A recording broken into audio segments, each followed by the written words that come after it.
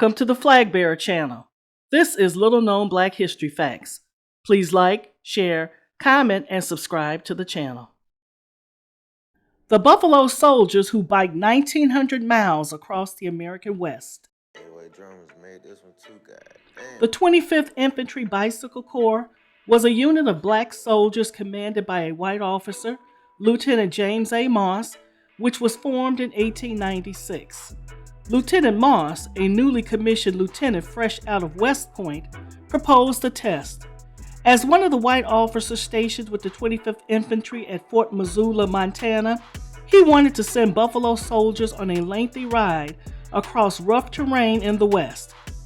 His request to test the combat viability of bicycle-mounted troops by riding from Missoula, Montana to St. Louis, Missouri, was designed to gauge how both troops and bicycles would fare in such a challenge. At the time, just before the start of the 20th century and the dawn of automobiles, much of the world was fixated on cycling as a means of mobility. Lieutenant James Moss, 20 black soldiers, and a local newspaper reporter who would document the entire journey set off on this epic mission. Edward Eddie Hugo Boos was 19 years old when he rode with the Corps. He worked as a reporter for the Missoulian and sent detailed stories of the trip, not only to Missoula, but all over the United States. The group was designed to show Army brass the efficacy of transporting troops by bicycle. Officially dubbed the 25th Infantry Regiment Bicycle Corps, the men were members of one of 6 racially segregated units formed by the Army just after the Civil War. Black enlistees led mainly by white officers, the regiment served on the nation's western frontier, where they clashed with Native Americans who nicknamed them Buffalo Soldiers due to their curly hair's resemblance to buffalo manes. Also known as Iron Riders, the Volunteer Bicycle Corps set out from Fort Missoula, Montana on June 14, 1897, embarking on a 1,900-mile odyssey to St. Louis, Missouri. Basic requirements of joining the Bicycle Corps, including shooting rifles while in motion, riding with no hands, scaling 9-foot-high fences carrying bicycles, and crossing streams with bicycles. A.G. Spaulding and Brothers, which would later become a major manufacturer of sporting goods, agreed to participate and develop the Military Special, a modified version of one of its popular models. Design changes included a sturdier front fork that absorbed the bumps of the rough roads, an ergonomically designed seat for comfort on long rides, and metal tire rims. Wheels in those days were often made of wood, which tended to break under harsh conditions. 50-pound one-speed bikes, each carrying men and supplies, traveled roughly 50 miles a day through every kind of terrain imaginable. A trip like this today would be daunting, but you can at least navigate on paved roads if you really wanted to. Back then, they were lucky to find a flat, clear trail. Each soldier carried a rifle and 50 rounds of ammunition on these missions. They rode in double column formation upon entering each town. As they made their way through many communities, people were surprised to see armed black soldiers in uniform riding bicycles, outfitted with camping supplies. During their 41-day journey, the cyclists pedaled up mountains, through forests, over deserts, and across rivers, riding on dirt trails and unpaved roads. To avoid thick mud and soft sand, the soldiers walked their bikes along railroad tracks, avoiding the sticky gumbo mud, as they called it.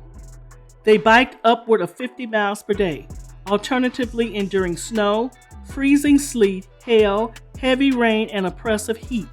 Their endeavor made headlines all around the country and demonstrated the Buffalo Soldiers' tenacity at the time of widespread racism, both in the military and outside of it.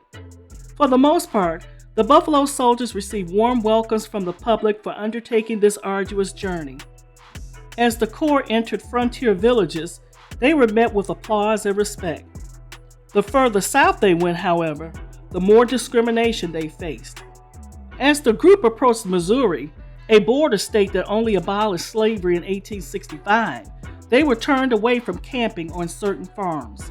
At the end of the journey on July 24th, mounted police and almost 1,000 amateur cyclists from a local club escorted the Buffalo Soldiers at Forest Park in St. Louis. They were greeted with a ceremony, parade, and headlines proclaiming the achievement as the most marvelous cycling trip in the history of the wheel. Lieutenant Moss then gave his final order to the men. "Thank you for your fortitude. You will now rest wheels." An estimated 10,000 people visited the Corps' campsite. A request submitted by Lieutenant Moss to extend the expedition from St. Louis to Minneapolis to test the Bicycle Corps on more improved roads before traveling by train back to Missoula was denied. On August 19, 1897, the men of the Bicycle Corps returned to Missoula by rail, and the bicycles were shipped back to the Spaulding Company. The Spanish-American War loomed on the horizon, and many of the Iron Riders would see combat in Cuba and the Philippines just months later.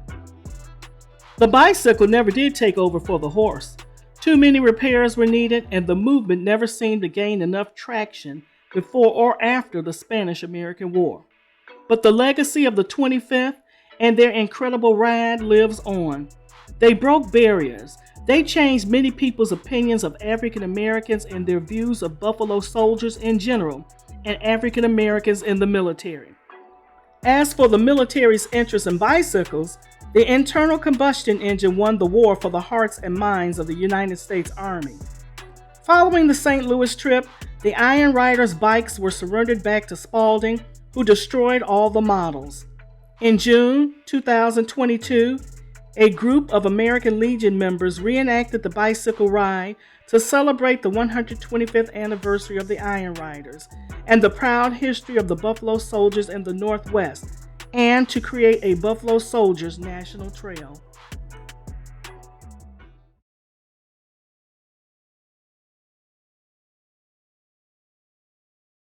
Until next time, if you like little-known history facts as I do, please like, share, comment, and subscribe to the channel.